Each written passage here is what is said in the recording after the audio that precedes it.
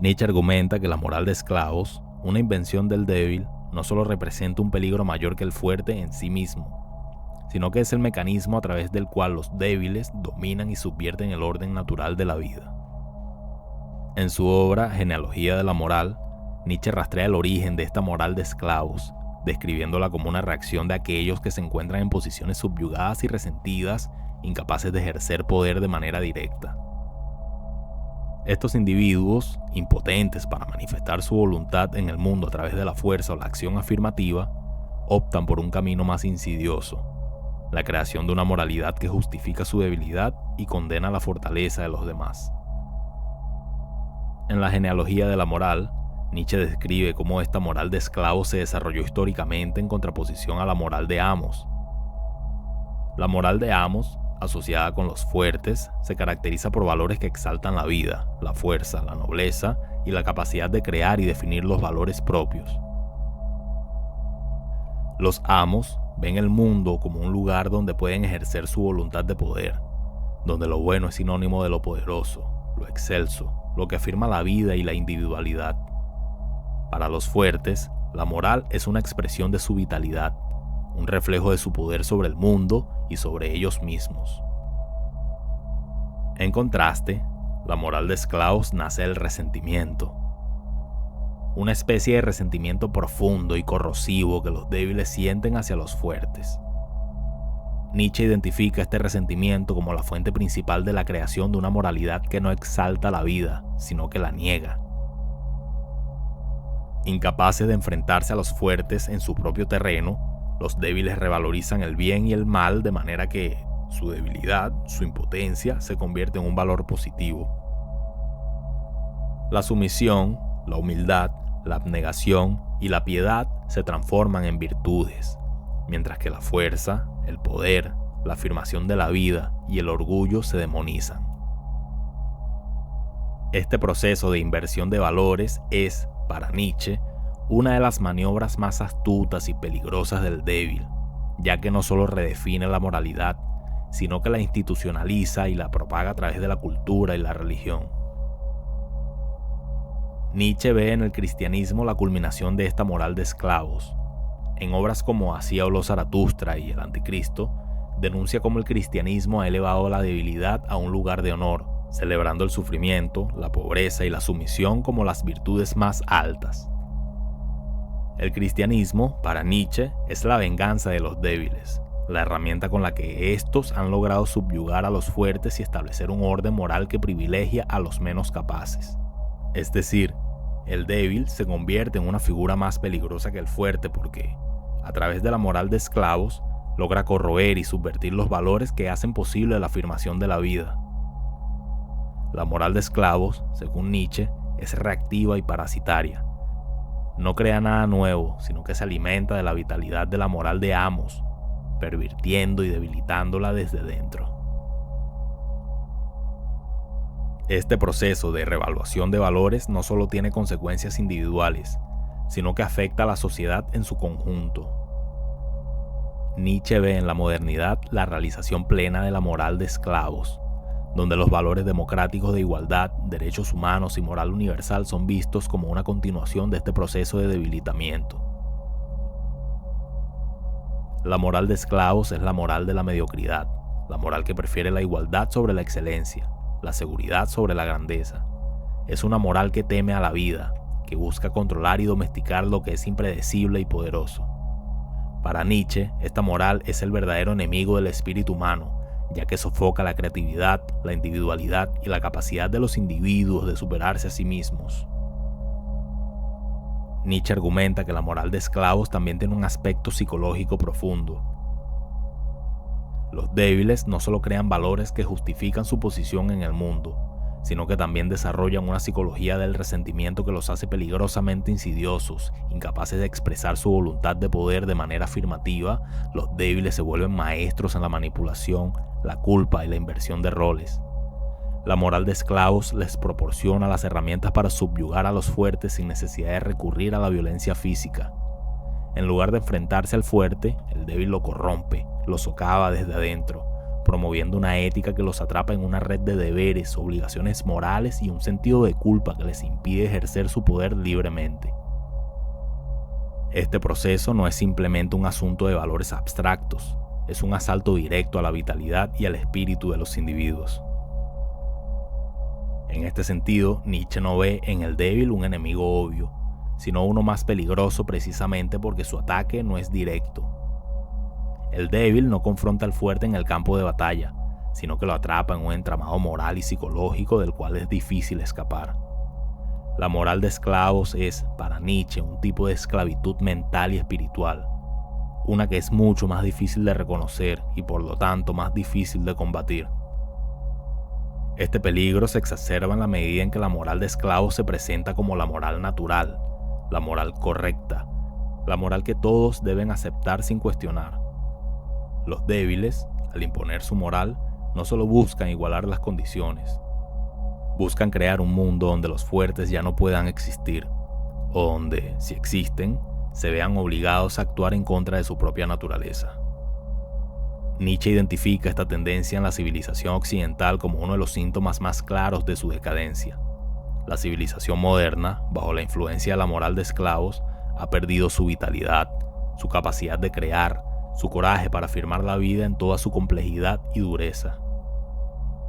En su lugar, ha adoptado una moral que exalta lo pequeño, lo común, lo que no desafía, lo que no crea tensiones.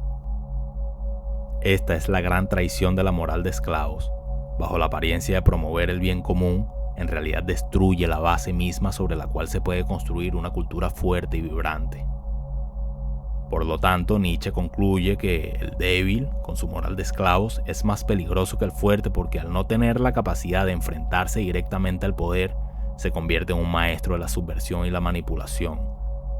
La moral de esclavos es una moral de resentimiento, una moral que busca igualar las condiciones no elevando a los débiles, sino bajando a los fuertes. Es una moral que teme la grandeza, que desconfía de la creatividad, que busca un mundo donde nadie sobresalga, donde nadie sea diferente. Este es el verdadero peligro del débil, no su falta de poder físico o social, sino su capacidad de redefinir la moralidad de tal manera que debilite a todos, promoviendo una cultura de mediocridad, resentimiento y decadencia. La obra de Nietzsche ha demostrado ser profética en su análisis de la decadencia de la civilización occidental, particularmente en lo que respecta a la moralidad y la mediocridad que predominan en la actualidad. Nietzsche vio con claridad que la moral de esclavos no solo triunfaría en su tiempo, sino que también se convertiría en el paradigma dominante en las sociedades modernas. Esta moral, centrada en la igualdad, el resentimiento y la supresión de las diferencias, ha dado lugar a una cultura donde la mediocridad no solo es tolerada, sino activamente promovida. La afirmación de la vida, la celebración de la excelencia y la búsqueda de la grandeza han sido relegadas en favor a una moralidad que exalta lo común, lo mediocre y lo seguro.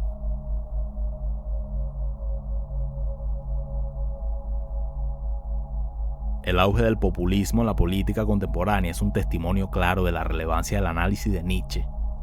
Los políticos populistas han comprendido y explotado de manera experta la moral de esclavos para consolidar su poder. Estos líderes, en lugar de promover el crecimiento, la responsabilidad personal y la autosuperación, apelan a las emociones más bajas del electorado, el resentimiento, la envidia y el odio hacia aquellos que han alcanzado el éxito o poseen algo que la mayoría no tiene. El populismo, en esencia, es una manifestación política de la moral de esclavos donde la promesa no es la elevación de todos a un nivel superior, sino el descenso de los pocos que sobresalen al nivel de la mayoría. Nietzsche había advertido que, en una sociedad gobernada por la moral de esclavos, el resentimiento se convierte en la fuerza motriz de la política y la cultura. Los populistas explotan este resentimiento al dirigirlo contra un enemigo común, ya sea una élite económica, un grupo étnico o cualquier otra categoría que pueda ser demonizada. El objetivo no es la creación de un mundo más justo o equitativo, sino la satisfacción del resentimiento, el alivio del dolor de la envidia al ver cómo los otros son derribados. Esta dinámica se puede observar en las retóricas que condenan a los ricos simplemente por ser ricos, a las empresas simplemente por tener éxito, o a los individuos que se atreven a sobresalir en cualquier campo. En lugar de ser celebrados como ejemplos a seguir, estos individuos y grupos se convierten en el blanco de la envidia colectiva, promovida por líderes que entienden que su poder depende de mantener viva y alimentada esa envidia. La moral de esclavos, tal como la describió Nietzsche, también se manifiesta en la actitud generalizada de victimización que permea muchas sociedades occidentales. El débil, en lugar de buscar maneras de fortalecerse, de superar sus limitaciones, se ve a sí mismo como una víctima de las circunstancias, de las estructuras sociales, de la injusticia inherente del mundo. Esta mentalidad de víctima es promovida y reforzada por aquellos en el poder, ya que una población que se ve a sí misma como impotente es más fácil de controlar. En lugar de alentar a los individuos a tomar control de sus vidas, a buscar mejorar su situación, el discurso dominante refuerza la idea de que el cambio es imposible sin la intervención de una autoridad superior, de que los problemas son siempre causados por fuerzas externas y nunca por las propias decisiones o acciones. Nietzsche entendió que esta mentalidad es profundamente corrosiva para la vitalidad de una cultura. La moral de esclavos debilita a las sociedades al promover una cultura de dependencia, resentimiento y mediocridad. El débil no está interesado en fortalecerse, sino en asegurarse de que nadie más sea fuerte. Esto es evidente en la actitud de muchos hacia la riqueza, donde el odio hacia los ricos no es acompañado por un deseo de mejorar la propia situación económica, sino por una satisfacción en la idea de que los ricos sean despojados de sus bienes. Esta envidia, que Nietzsche consideraba uno de los aspectos más insidiosos de la moralidad de esclavos, es la fuerza que impulsa gran parte de la política contemporánea, donde el objetivo no es la creación de riqueza o la mejora de la situación de todos, sino la redistribución de lo existente en un intento de nivelar hacia abajo. El problema, según Nietzsche, es que esta actitud no solo es autodestructiva, sino que también perpetúa un ciclo de decadencia y mediocridad.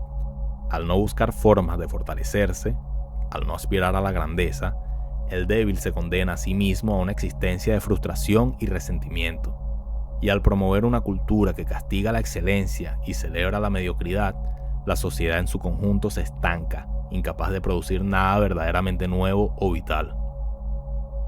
Este es el mundo que Nietzsche temía, un mundo donde la moral de esclavos ha triunfado completamente, donde los valores de la vida afirmativa han sido suplantados por los valores de la negación, donde el resentimiento y la envidia son la fuerza dominante.